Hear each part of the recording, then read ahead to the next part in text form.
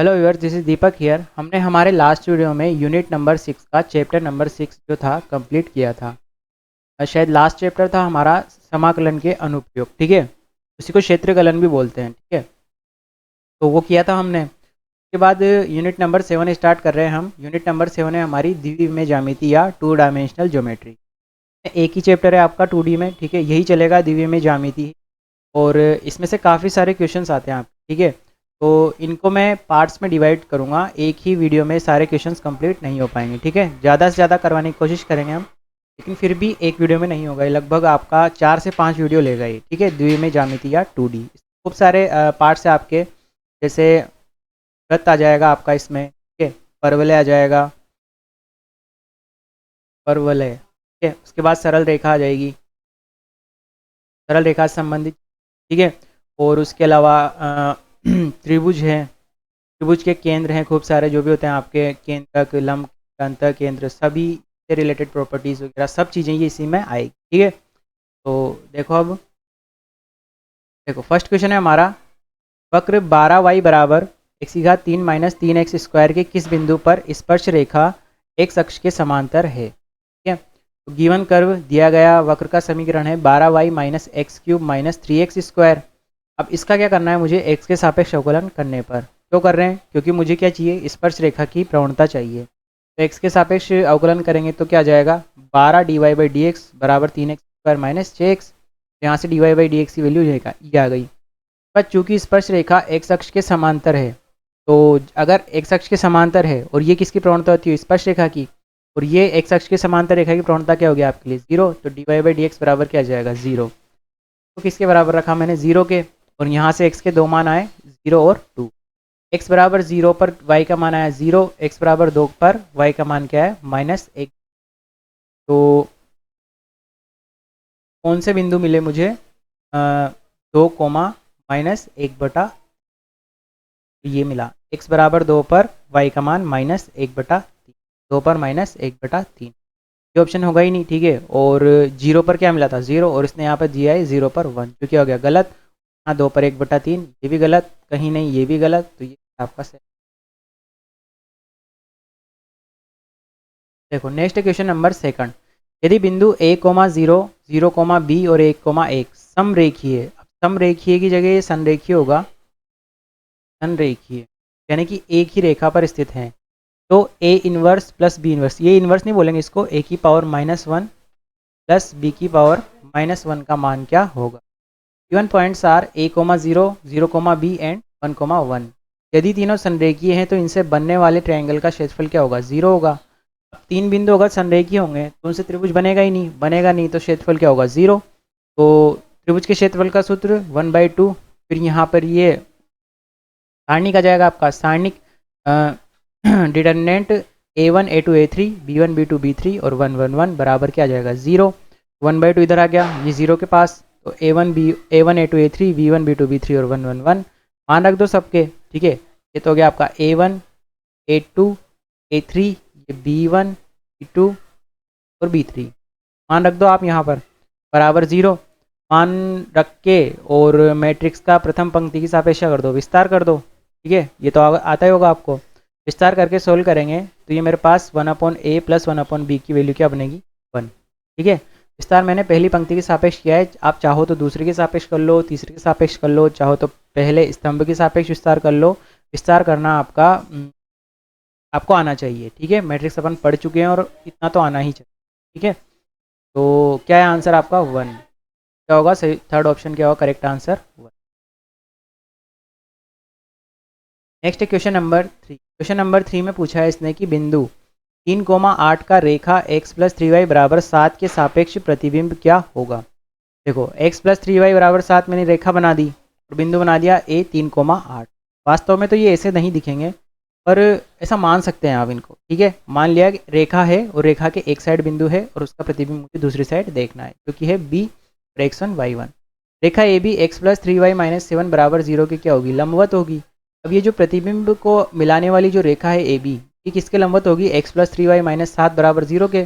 तथा A B का मध्य बिंदु क्या होगा, इस रेखा पर स्थित होगा। कौन सी वाली पर, इस वाली पर, ए बी का मध्य बिंदु। ए बी का मध्य बिंदु कैसे लिखेंगे? मध्य बिंदु क्या जाएगा? 3 + x1 बटा 2 और 8 + y1 बटा 2। अब ये मध्य बिंदु किस पर है?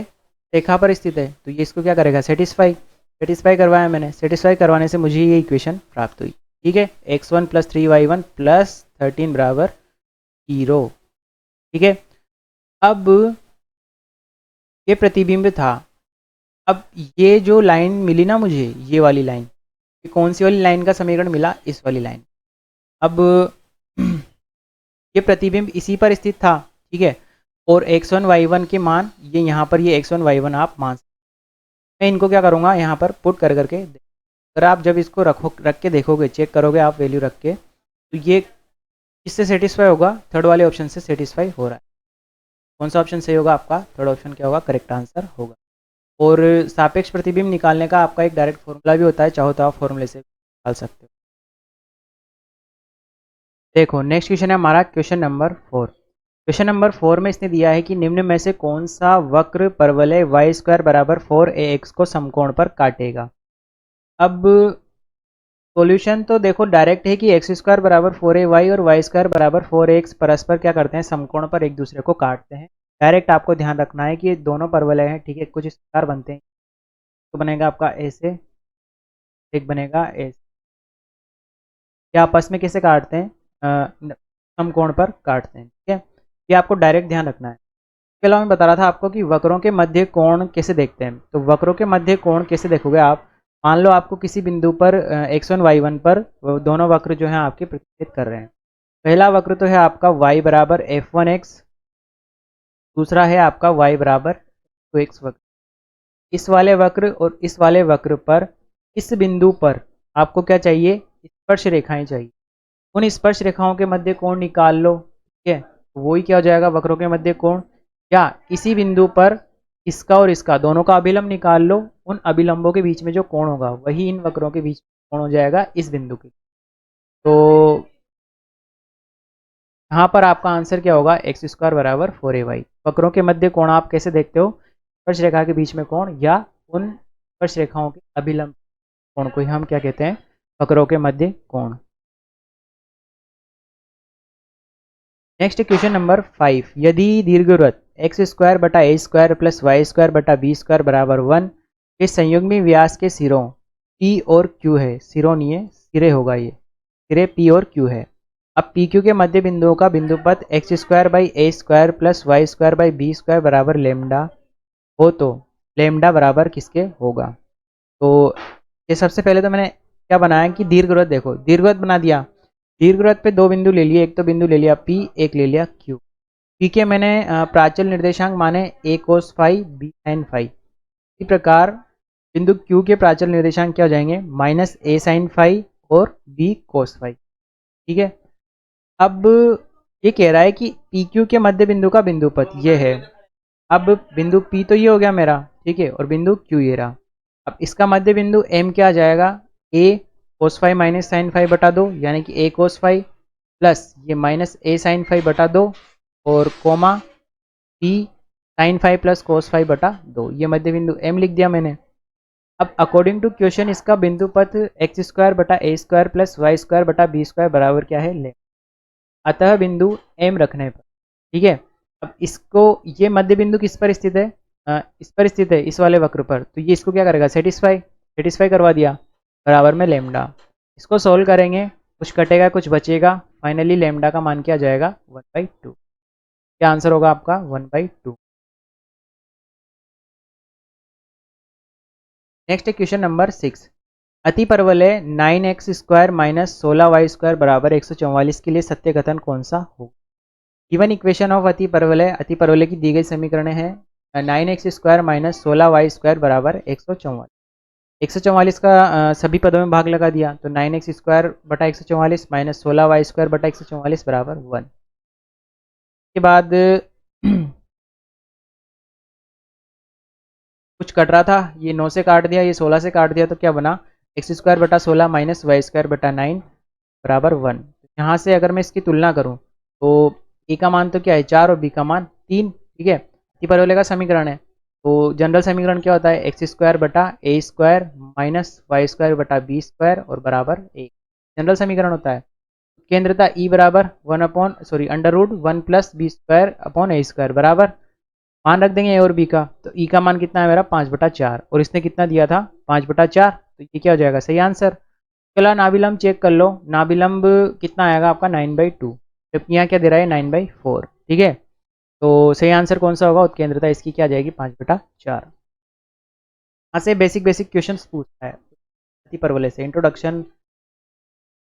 नेक्स्ट है क्वेश्चन नंबर 7 में दिया है इसने कि दीर्घवृत्त x² प्लस y² बराबर 1 की परस्पर लंबवत स्पर्श रेखाओं के प्रतिच्छेद बिंदुओं का बिंदुपथ क्या होगा। दीर्घवृत्त दिया है इसने x² प्लस y² बराबर 1, परस्पर लंबवत स्पर्श रेखाओं के प्रतिच्छेद बिंदुओं का बिंदुपथ दीर्घवृत्त का क्या होगा आपका नियामक वृत्त का है। दीर्घवृत्त है उसकी लंबवत स्पर्श रेखाएं हैं, जैसे मान लो आपका ये दीर्घवृत्त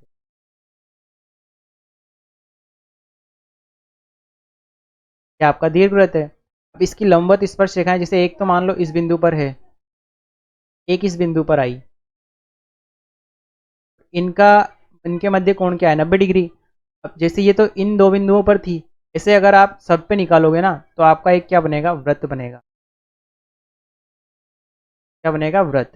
और उस वृत्त को क्या बोलेंगे हम नियामक वृत्त बोलते हैं। और इस वाले दीर्घवृत्त के लिए नियामक वृत्त का समीकरण ये होता है x² प्लस y² बराबर a² plus b²। General equation है, तो सही ऑप्शन कौन सा होगा आपका थर्ड ऑप्शन सही आंसर होगा। नेक्स्ट क्वेश्चन नंबर 8, वक्र y² बराबर 4 - x² के बिंदु 1, √3 पर स्पर्श रेखा और अभिलंब खींचे जाते हैं। इस प्रकार स्पर्श रेखा अभिलंब तथा एक्स अक्ष द्वारा निर्मित त्रिभुज का क्षेत्रफल स्क्वायर यूनिट्स में क्या होगा। देखो सबसे पहले मैंने क्या कर लिया कि ये जो समीकरण दे रखी है given equation of curve y² बराबर 4 - x², ये किसका समीकरण है आपका वृत्त का। त्रिज्या कितनी है r बराबर 2 यूनिट है, तो मैंने इसको बना लिया ड्रॉ कर लिया है। उसके बाद आपका 1, √3 यहाँ पर है ये बिंदु, x² प्लस y² बराबर 4 की स्पर्श रेखा का समीकरण बिंदु 1, √3 पर लिखना है मुझे। तो कैसे लिखते हैं x1 प्लस y1 बराबर a²। तो ये लिख दिया मैंने, तो बिंदु x1 y1 यानी 1, √3 पर लिख रहे हैं, तो x1 की जगह तो 1 और y1 की जगह √3। क्या मिला मुझे ये किसका समीकरण आ गया आपका स्पर्श रेखा का समीकरण। यह स्पर्श रेखा y बराबर 0 से गुजरती है, y बराबर 0 इसको सेटिस्फाई करेगा, तो सेटिस्फाई करवाया तो x का मान क्या है 4, यानी कि फिर बिंदु क्या आ गया 4, तो b के निर्देशांक 4, 0। अब मुझे क्या चाहिए इस वाले त्रिभुज का क्षेत्रफल OAB ट्राइंगल का क्षेत्रफल। तो क्या होता है क्षेत्रफल 1/2 x1 y1 sorry a1 a2 a3 b1 b2 b3 और 1 1 तो 1 0 4 या फिर 0 ले लो पहले, ठीक है। तो 0 1 4 और 0 √3 0 क्या आ गया और 1 1 1 और पहले वाली पंक्ति के सापेक्ष विस्तार किया तो क्या आया मेरा इसका क्षेत्रफल 2√3। सबसे सही आंसर कौन सा होगा अपना ऑप्शन 2√3।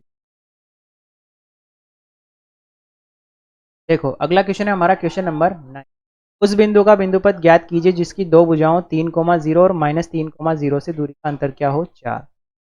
अब मैंने इसको परवलय क्यों माना, दिए गए चारों समीकरण किसके हैं अति परवलय के हैं, सब में माइनस लगाए बीच में, सभी अति परवलय के समीकरण, अतः बिंदुपथ क्या होगा अति परवलय होगा। और अति परवलय के लिए हम जानते हैं कि S P minus S dash P किसके बराबर है 2a के, और हमें किसका मान चाहिए ए और बी का मान चाहिए।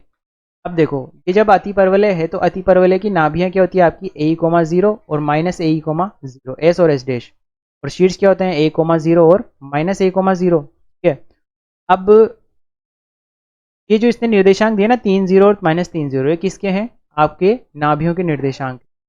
तो 2a बराबर है किसके आ जाएगा 4 के, तो a का मान तो क्या गया 2 तथा अति परवलय की नाभियां, ठीक है। तो नाभियां क्या जाएगी +-a, 0 ए बराबर किसके है 3 के, तो ई का मान क्या आ गया 3/2। केंद्रता ई बराबर होती है √1 + b² सबके मान रखे किसके ई का रखा और ए का रखा, यहाँ से बी का मान क्या आ गया मेरे पास ±√5। तो समीकरण क्या हो जाएगा x²/4 - y²/5 बराबर 1। कुल मिला के ए और बी का मान मिल जाएगा मुझे, तो मैं वक्र का समीकरण बता सकता हूँ। फर्स्ट ऑप्शन क्या होगा आपका करेक्ट।